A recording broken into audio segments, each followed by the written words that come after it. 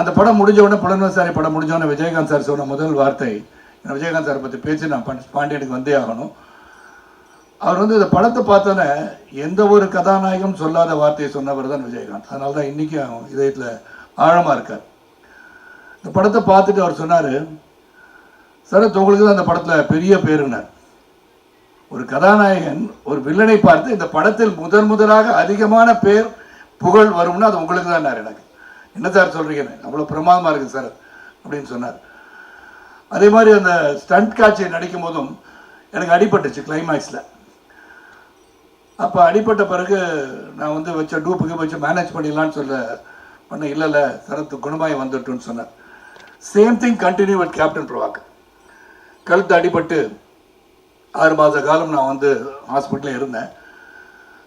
எடுப்பில் இருந்து ஒரு எலும்பு எடுத்து வச்சு கழுத்தில் வச்சு 2 பிளேட் வச்சு 4 ஸ்க்ரூ வச்சு டைட் பண்ணாங்க கழுத்தை. ஐ last my right vocal card because I could not speak.